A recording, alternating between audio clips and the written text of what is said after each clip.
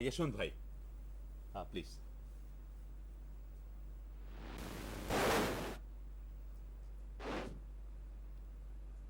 ખુલ્લું છે, ચાલુ છે.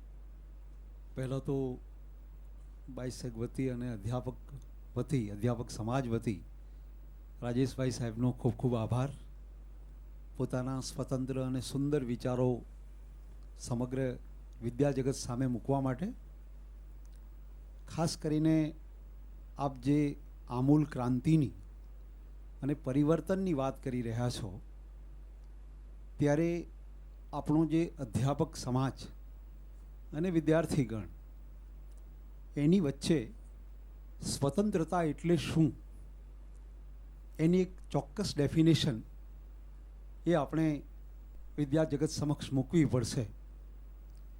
સામાન્ય રીતે વિશ્વના તમામ લોકશાહી દેશોની સરકારોએ જે વાત સ્વતંત્રતા શબ્દના અર્થ માટે સ્વીકારી છે, એ ભારતીયતાના સંદર્ભમાં સ્વીકારીએ તો સ્વતંત્રતા એટલે સ્વાભાવિક રીતે પોતાનું તંત્ર હોય. પણ એનો બીજો વિશિષ્ટ અર્થ એ છે કે સ્વતંત્ર વ્યક્તિ પોતે આસપાસની પરિસ્થિતિઓ ઉપર પોતાનું નિયંત્રણ ધરાવે છે. તો આ પ્રકારનું નિયંત્રણ એ સંદર્ભમાં ભારતીય સ્વતંત્રતાના સંદર્ભમાં આપણે ધરાવીએ છીએ ખરા? પહેલો પ્રશ્ન છે.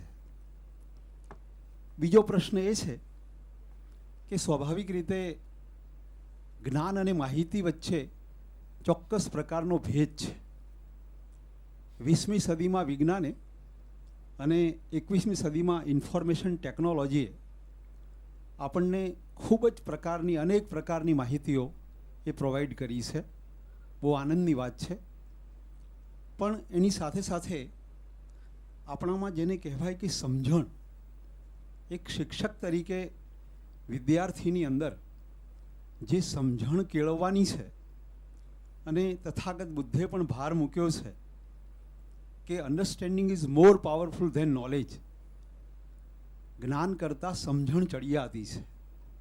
અને આ સમજણ, સ્વતંત્રતા, સમાનતા અને બંધુતા, એના જે વેલ્યુઝ છે, એના જે મૂલ્યો છે, એને સમજાવવા માટે જો આપણે ઉપયોગમાં લઈએ તો હું માનું છું કે ક્રાંતિની ત્યાંથી શરૂઆત થશે.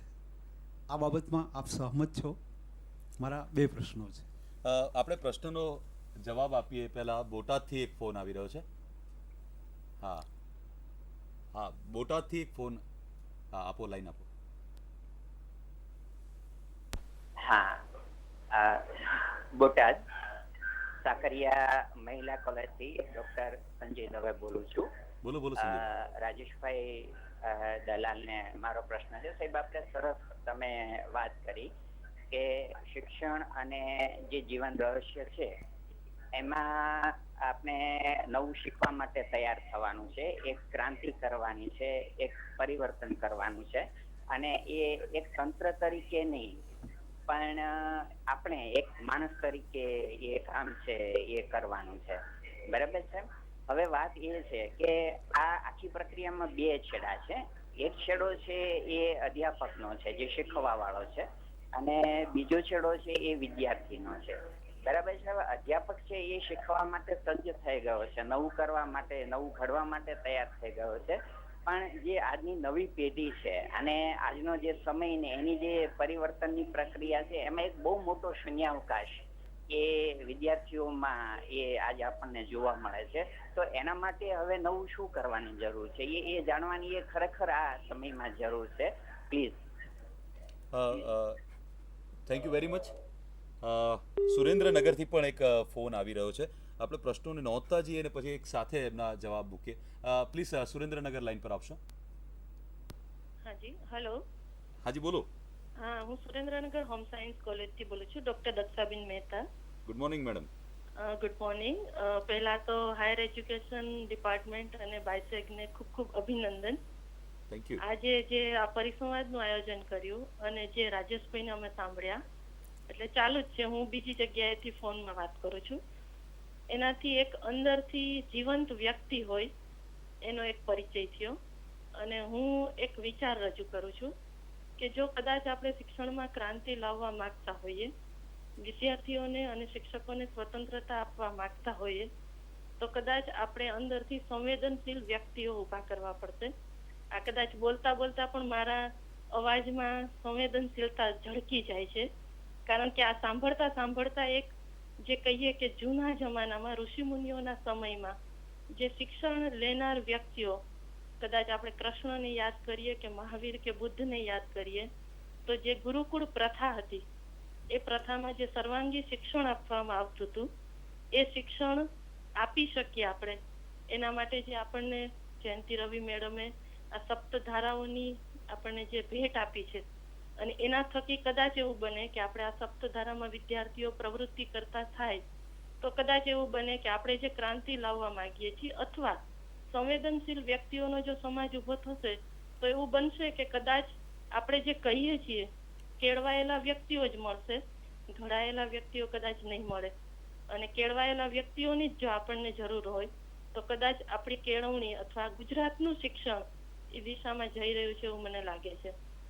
અને આ પરિસંવાદ એટલે ખરેખર જે અંદરથી જે વિચારોનું મંથન શરૂ થઈ ગયું છે એ મંથન કદાચ મને એવું લાગે છે કે જો આજે બધા સાંભળશે તો દરેક વિદ્યાર્થીઓ અને શિક્ષકો આ મંથન કરશે તો એ સમુદ્ર મંથન જે થતું હોય છે એમાંથી અમૃત નીકળતું, એવી રીતે કદાચ આ વિદ્યાર્થીઓ અને શિક્ષકોના મંથનમાંથી કદાચ કોઈક વિદ્યાર્થી કે કોઈક શિક્ષકો નવા એવા ઊભા થશે કે જે સારામાં સારું કામ કરી શકશે. થેન્ક યુ વેરી મચ દક્ષાબેન, તમે બહુ સરસ વાત કરી અને આપણે એ દિશામાં જ આગળ વધી રહ્યા છે. સર હું હાજી બિલકુલ બિલકુલ પ્લીઝ.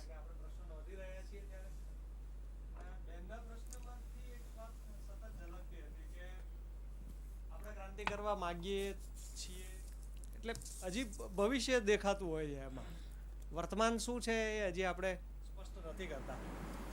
એક બાબત જે મારે સરને કરવી છે અગત્યની એ છે કે આપ તો કૃષ્ણમૂર્તિશ્રીના એજ્યુકેશન ફાઉન્ડેશનમાં છો, તો ત્યાં એવી કઈ સિસ્ટમ છે જે વર્તમાન ભારતીય શિક્ષણ વ્યવસ્થાની સાથે કઈ રીતે તાલ મિલાવે છે? એક તો એ ત્યાં જીવન શિક્ષણનું મહત્વ શું છે, ત્યાં વિદ્યાર્થીને કઈ રીતે તૈયાર કરવામાં આવે છે અને એની સિસ્ટમ શું છે, એને માહિતી જ્ઞાન અને ડાપણના એ વિવિધ તબક્કામાંથી પસાર કરવામાં આવે છે, ત્યાં શિક્ષકોને કઈ રીતે લેવામાં આવે છે, ત્યાં વિદ્યાર્થીઓ કેવા છે.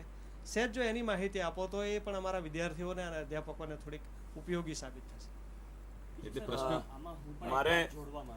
મારે થોડીક વાત કરવી છે. આપણે શિક્ષણમાં ક્રાંતિ અને વ્યક્તિને અથવા વિદ્યાર્થીને સારો બનાવવાના સંદર્ભમાં આપણે ચર્ચા કરી રહ્યા છીએ, તો એની સાથે મને એમ લાગે છે કે જે સૌથી વધારે અગત્યનો મુદ્દો સંકળાયેલો છે તે શિક્ષણની સમગ્ર વ્યવસ્થાનો છે અને એ તંત્રને, એ વ્યવસ્થાને આપણે કેવી રીતે સુધારી શકીએ એને વિશે થોડુંક વધારે ચિંતન અને મનન કરવાની આવશ્યકતા છે. આ બાબતો એટલા માટે એકબીજા સાથે સંકળાયેલી છે કારણ કે વ્યવસ્થા વગર માણસ જીવી શકતો નથી. માણસે રાજ્યની વ્યવસ્થા ઊભી કરી ત્યારથી માંડીને માણસ એક વ્યવસ્થામાં જીવે છે. હું જન્મું એટલે મારું નાગરિકત્વ નક્કી થઈ જાય છે. હું એક સંસ્થામાં જ જાણે કે જન્મું છું, કુટુંબ સંસ્થામાં જન્મું છું અને રાજ્ય સંસ્થામાં જન્મું છું. એવી રીતે આ આખી જે શિક્ષણની વ્યવસ્થા છે, જે કંઈ ચાલે છે એ બધું એક તંત્ર તરીકે ચાલે છે. એટલે તંત્રમાં 3-4 બાબતો છે. એક સરકાર છે, બીજું યુનિવર્સિટીઓ છે, ત્રીજી શાળાઓ છે, એમના બોર્ડ્સ છે અને સાથે સાથે ટ્રસ્ટો છે, પ્રાઇવેટ ટ્રસ્ટ છે. આ સંસ્થાઓ છે. બીજી તરફ છે વિદ્યાર્થીઓ છે, શિક્ષકો છે, વાલીઓ છે અને સમાજ છે. આ બધા શિક્ષણને કેવી રીતે જુએ છે એને આધારે શિક્ષણની વ્યવસ્થા ગોઠવાઈ. એક વ્યવસ્થા એવી હતી કે જેમાં એમ સમજવામાં આવતું હતું કે સમાજ પોતે પોતાને માટે શિક્ષણની વ્યવસ્થા કરે અને સરકાર એને ટેકો પૂરો પાડે. એટલે અનેક પ્રકારના ટ્રસ્ટો ઊભા થયા, સખાવતી ટ્રસ્ટો, અને એમણે આ શિક્ષણ આપવાનું કામ સમાજને માટે કર્યું અને સરકારે જ્યાં જ્યાં શક્ય બન્યું ત્યાં એમને ટેકો આપ્યો અને જ્યાં એ શક્ય ન બન્યું પ્રાઇવેટ ટ્રસ્ટો મારફતે, સખાવતી ટ્રસ્ટો મારફતે, ત્યાં સરકારે પોતે એ શિક્ષણ આપવાની આખી વ્યવસ્થા કરી. હવે જે સમાજ ઊભો થઈ રહ્યો છે તેમાં બજાર આવ્યું છે. એટલે હવે એમ સમજવામાં આવે છે કે જેમ ટીવીનું બજાર છે, જેમ ફ્રીજનું બજાર છે, જેમ ચશ્માનું બજાર છે, જેમ પેન અને પેન્સિલનું બજાર છે, એમ શિક્ષણનું એક બજાર છે. એટલે આવું એક બજાર આપણે ઊભું કરીએ છીએ અને પછી એમાં આપણે ફ્રી ફોર ઓલ જેવી સિસ્ટમ ઊભી કરીએ છીએ.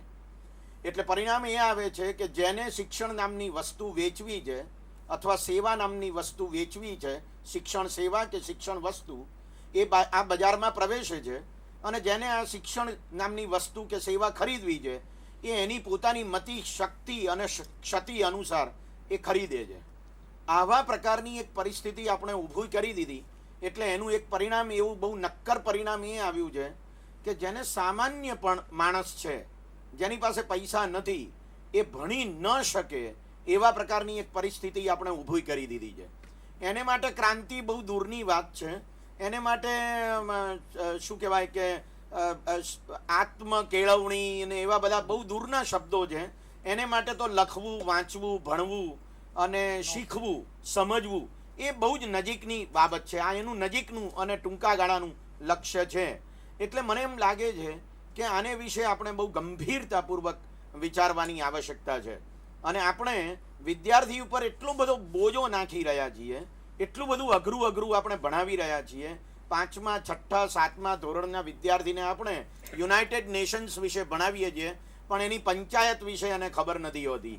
વીટો પાવર વિશે આપણે ભણાવીએ છીએ પણ એની પંચાયતમાં સામાજિક ન્યાય સમિતિ નામની કોઈક સમિતિ હોય કે જે અન્યાય નિવારણનું કામ કરે એની એને ખબર નથી હોતી. આવી એક સિસ્ટમ આપણે ઊભી કરી રહ્યા છીએ. સાહેબ, આપ આઈઆઈટીમાંથી આવો છો એટલે પ્રોબ્લેમ એવો થઈ ગયો છે અત્યારે કે બધા આઈઆઈટીમાં જાય, બધા આઈઆઈએમમાં જાય, બધા આઈએએસ ઓફિસરો થાય અને એને માટે જે શિક્ષણની આવશ્યકતા હોય એ બધાને આપો એવી એક પ્રકારની વ્યવસ્થા આપણે વિચારી લીધી છે. અને એમાંથી પરિણામ એ આવ્યું છે કે આપણે બજાર ઊભું કરી દીધું. એટલે પરિણામ એ આવે છે કે રાજ્ય જાણે કે બજાર બધું કરી લેશે, થોડું ઘણું વધશે અને જરૂર હશે તો રાજ્ય કરશે એવા પ્રકારની એક પરિસ્થિતિ ઊભી કરી દીધી. એટલે પરિણામ એવું આવ્યું કે રાજ્યની જવાબદારી શું છે શિક્ષણને માટે એ આપણે વિચારવાનું જાણે કે લગભગ બંધ કરી દીધું એવા પ્રકારની પરિસ્થિતિ ઊભી થઈ ગઈ. નોલેજ કમિશન એમ કહે છે કે આ દેશમાં 1500 જેટલી યુનિવર્સિટીઓની આવશ્યકતા છે. પણ સવાલ એ છે કે હયાત જે કોલેજો છે એવી 5-10 કોલેજોને ભેગી કરીને યુનિવર્સિટી બનાવી દઈએ, તેથી યુનિવર્સિટીઓની સંખ્યા વધી શકશે પણ શિક્ષણની ક્વોલિટી અને વિદ્યાર્થીનું જ્ઞાન, અધ્યાપકની સજ્જતા આ બધું વધી જશે એવું માની લેવું વધારે પડતું છે. મને યાદ છે બરાબર કે દેવે ગૌડાજી જ્યારે વડાપ્રધાન હતા ત્યારે એમણે આયોજન પંચને એમ કહ્યું હતું કે આપણે સાર્વત્રિક શિક્ષણ કરવું હોય એટલે કે પ્રાથમિક શિક્ષણ સાર્વત્રિક કરવું હોય તો આપણે કેટલા પૈસાની આવશ્યકતા છે. આયોજન પંચે અભ્યાસ કરીને એ વખતે 1996માં એમ કહ્યું હતું કે 40,000 કરોડ રૂપિયા જોઈશે દર વર્ષે 5 વર્ષમાં. અને દેવે ગૌડાની સરકારે એમ નક્કી કર્યું કે આવા 40,000 કરોડ રૂપિયા તો આપણી પાસે છે જ નહીં, એટલે આપણે સાર્વત્રિક શિક્ષણની આવશ્યકતા નથી. એટલે પરિણામ આવો થાય છે કે રાજ્ય પોતાની જવાબદારીમાંથી છટકી જવા માંગે છે. અને પરિણામ પછી એવું પણ આવે છે કે જે ખાનગી સખાવતી ટ્રસ્ટો એક જમાનામાં શિક્ષણને પોતાની જવાબદારી ગણતા હતા એ ટ્રસ્ટો આજે નફા માટે શિક્ષણ વેચી રહ્યા છે. તો આવી જે આખી વ્યવસ્થા થઈ છે એમાં આપણે શું કરવું છે? મને એમ લાગે છે દુનિયાભરના આંકડા એવું કહે છે કે એક એવું નોર્મ તરીકે સ્વીકારવામાં આવ્યું છે કે જેટલી આવક ઊભી થાય સમગ્ર દેશમાં એક વર્ષમાં એમાંથી 6% જેટલું ખર્ચ સરકારે શિક્ષણ પાછળ કરવું જોઈએ. પછી એ સરકાર ગમે તે હોય, ગ્રામ પંચાયતથી માંડીને કેન્દ્ર સરકારની હોય. ભારતમાં એ ખર્ચ માત્ર 3.2% જેટલું છે. તો મને એવું લાગે છે કે શિક્ષણ પાછળ ખર્ચ કરવામાં સરકાર કેટલી ગંભીર છે એના ઉપર બહુ જ મહત્વનો મુદ્દો છે. અને 21A નામની કલમ આપણે ફંડામેન્ટલ રાઇટ તરીકે દાખલ કરી કે ભાઈ 6 થી 14 વર્ષનું મફત શિક્ષણ અને ફરજિયાત શિક્ષણ આપણે આપવું છે. તો આ શિક્ષણના સંદર્ભમાં આપણે એ વ્યવસ્થા કરવા માટે કેટલા તૈયાર છીએ? અને એ જો આપણે તૈયાર હોઈએ તો મને લાગે છે કે આ આખી વ્યવસ્થાને આપણે વધારે સુપેરે તૈયાર કરી શકીશું. અને એક બીજો અગત્યનો મુદ્દો છે કે સરકારનો જે ચંચુપાત છે શિક્ષણના ક્ષેત્રમાં એ એટલો બધો વધારે છે. અને એમાં પેલો અધ્યાપક, પેલો શિક્ષક, પેલી યુનિવર્સિટી, પેલું બોર્ડ, એ બધા તો જાણે કે જંતુ બની ગયા છે. તો મને એમ લાગે છે કે જેમને શિક્ષણ સાથે સીધી નિસ્બત છે, જેઓ શિક્ષણ આપે છે અને જેઓ શિક્ષણ લે છે, એમને આપણે આ શિક્ષણમાં સામેલ કરીએ અને એમને મોકળાશ આપીએ, એમને રમવા દઈએ. ડાન્સિંગ ઇન ધ રેઇન એ આપણે ભૂલી ગયા છીએ. તો આ ડાન્સિંગ ઇન ધ રેઇન માત્ર શિક્ષક માટે, બાળક માટે જરૂરી છે, એટલું જ એ અધ્યાપક માટે પણ જરૂરી છે. બિલકુલ. તો મને લાગે છે કે જો આટલી વ્યવસ્થાઓ આપણે કરીએ અને એને માટે આપણે વિશેષ પ્રમાણમાં વિચારીએ તો આપ જે ક્રાંતિની વાત કરો છો એ ક્રાંતિ સુધી આપણે પહોંચી શકીએ. આપની વાત બિલકુલ સાચી છે કે કોઓપરેશન જેટલો જરૂરી છે એટલો જ નોન કોઓપરેશન જરૂરી છે. અને એટલું નોન કોઓપરેશન, એટલો અવાજ જો શિક્ષકો ઉઠાવે, જો યુનિવર્સિટીઓ ઉઠાવે સરકારની સામે, અને સરકાર એને રિસ્પોન્સ કરે, આ રિસ્પોન્સિવ ગવર્મેન્ટ જો ઊભી થાય, જવાબદારીવાળી, એકાઉન્ટેબલ, ટ્રાન્સપરન્ટ અને રિસ્પોન્સિવ, અને એ વધારે પાર્ટિસિપેટરી બને, તો મને લાગે છે કે આખી શિક્ષણ વ્યવસ્થામાં આપણે એ ક્રાંતિ લાવી શકીએ કે જેની આપ ખેવના ધરાવો છો. જી રાજેશભાઈ, આપણી સામે ચારેક પ્રશ્નો બહુ જ અગત્યના, બહુ પણ જુદા જુદા પ્રશ્નો અને છે. જુદા જુદા ક્ષેત્રમાંથી. સૌથી પહેલા તો અત્યારે commissioner higher education Shrimati Jayanti Ravi આપણી વચ્ચે ઉપસ્થિત છે. મેડમ, આપનું સ્વાગત છે. અને અમે ચર્ચા કરી રહ્યા છે શિક્ષણ અને જીવન રહસ્ય ઉપર, અને અમારી સામે 3-4 પ્રશ્નો જે ઉપસ્થિત થયા છે, જેમાં બોટાદથી જે ફોન આવ્યો હતો અને એમાં એમ કહ્યું કે એમ શૂન્યાવકાશ એક વ્યાપી ગયો છે અને એક ચિંતા વ્યક્ત કરવામાં આવી કે એ શૂન્યાવકાશને દૂર કરવા માટે રાજેશભાઈ આપણે શું કરી શકીએ. અને બીજી વાત છે, સુરેન્દ્રનગરથી ફોન આવ્યો અને એમાં સંવેદનશીલ વ્યક્તિ બનાવવા માટે આપણે શું વધુ કંઈક કરી શકીએ એ. અને અહીંયાથી સ્ટુડિયોમાંથી જે આપણા પ્રાધ્યાપકશ્રીઓ હાજર છે એક પછી એક પ્રશ્ન લઈએ તો મને લાગે છે કે હું થોડું વધારે જી પ્લીઝ સારી રીતે ઉત્તર આપી શકીશ. શૂન્યાવકાશ અને સંવેદનશીલતા, આ બે પ્રશ્નોને આપણી સમક્ષ અત્યારે મૂકી રહ્યા છે. તો જે બોટલાદના ભાઈ શૂન્યાવકાશની વાત કરી રહ્યા હતા, મારે એમને પ્રશ્ન કરવો છે કે જે એ કહી રહ્યા હતા તે મારા વિચારને જ ખાલી સાંભળી રહ્યા હતા કે એ એમનો વિચાર પણ છે? જો એ તમારો પોતાનો વિચાર છે, કોઈનો સાંભળેલો વિચાર ખાલી નથી, તો એ તમારા વિચારની અંદરથી જ એનો ઉત્તર મળશે. શૂન્યાવકાશ છે અને એનું મૂળ કારણ જો હું જોઈ રહ્યો છું, અને મેં તમને જેમ કહ્યું કે મારી વાતને માનવાની નથી, એને સાંભળવાની છે. અને ખાલી બૌદ્ધિક સ્તર પર ના સાંભળતા, પણ એને આત્મસાત કરીને સાંભળો અને પછી તેમાંથી જે નીકળે તેને બહાર કાઢીએ. શૂન્યાવકાશ છે કારણ કે આપણું ધ્યાન જે છે તે બહાર છે.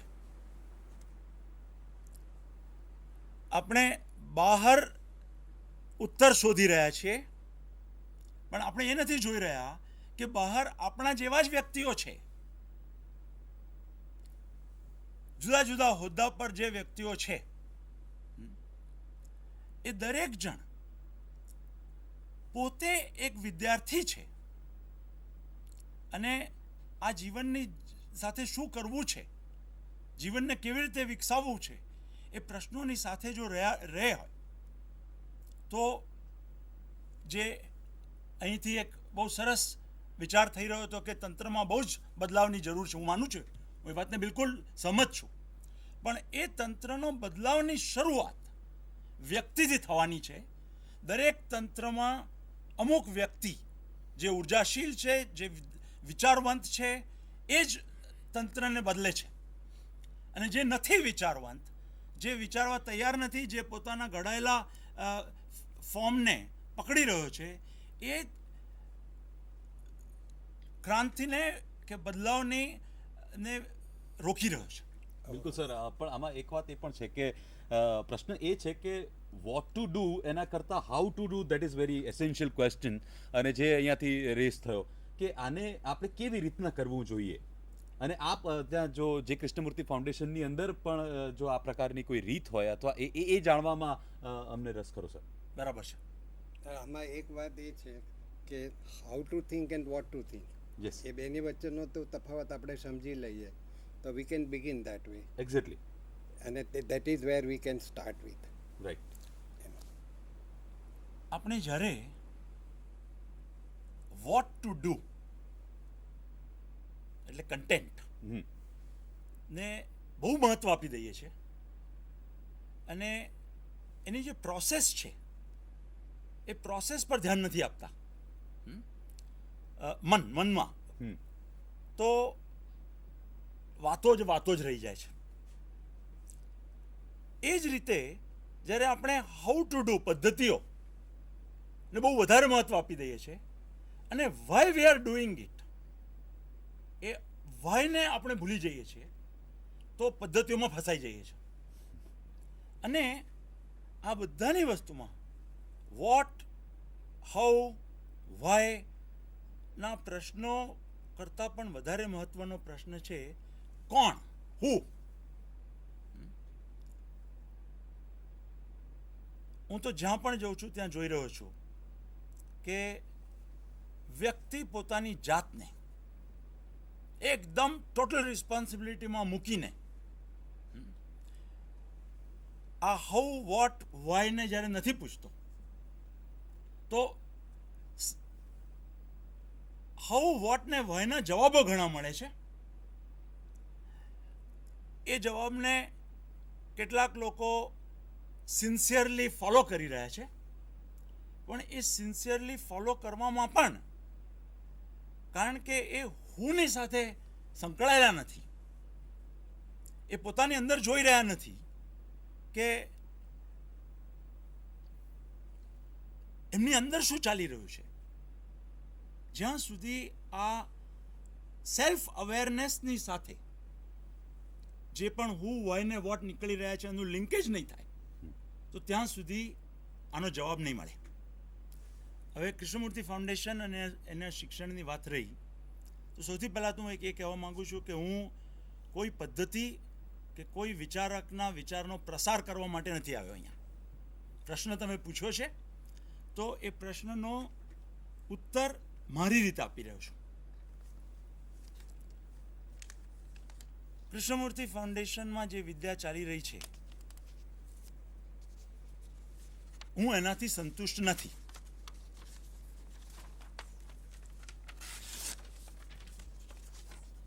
પણ જે ચાલી રહ્યું છે એને જોવું જરૂરનું છે. તો સૌથી પહેલું તો કૃષ્ણમૂર્તિજી બહુ જ ગહરાઈથી, બહુ જ ગહનતાથી એમણે કોઈ પણ પેટર્ન સંસ્થા ઉપર નાખ્યું નથી, લાદ્યું નથી. તો જેમ આપણે ભાઈએ કહ્યું કે દરેક શિક્ષકને શિક્ષા શું છે એ શોધવાને માટે એક ફ્રીડમ મળેલી છે અને એ ફ્રીડમ મળવી બહુ જરૂરની છે. તો એ ફ્રીડમ છે. કૃષ્ણમૂર્તિના વિચારને માનવાની ત્યાં કોઈ બાધ્યતા નથી. એમના રિલિજનના વિચાર છે એ વિચારને પણ કોઈએ માનીને એ પ્રમાણે ચાલવાનું એવું કોઈ એમની ઉપર લાદેલું નથી. તો આ એક વાત થઈ. બીજું જે ટ્રસ્ટીઝ છે એ ટ્રસ્ટીને અંદર પણ એક ભાવ છે કે જીવન શું છે તે આપણે જાણતા નથી અને આ સંસ્થા જીવનને માટે બની છે, જીવનને સમજવા માટે જ બની છે. કૃષ્ણમૂર્તિજી કોઈ સરકાર કે કોઈ બોર્ડથી બંધાયેલા નહોતા, મુક્ત વ્યક્તિ હતા અને એમણે એમની પૂરી ઉર્જાથી જેમ મેં કહ્યું કે તંત્ર ખાલી બહાર નથી, તંત્ર આપણા મનની અંદર છે. તો એ અંતર્મનના તંત્રને એમણે જીવનના એન્ડ સુધી હચમચાવ્યું એમની અરાઉન્ડમાં જે પણ હતા. અને મારી અંદર તો હું એને બહુ જ મેં જોયું કે કઈ રીતે આપણે આપણા ડરને કારણે કોઈ તંત્રને પકડી રહ્યા છીએ.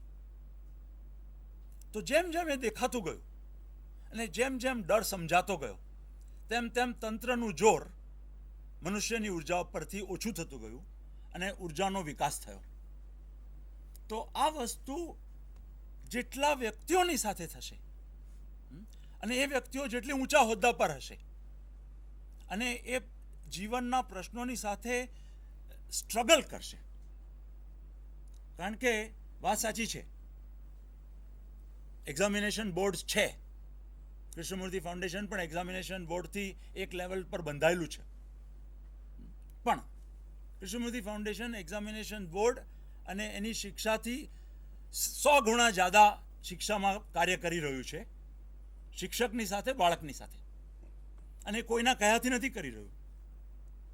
એ કોઈ શિક્ષા પદ્ધતિનું ગુલામ નથી.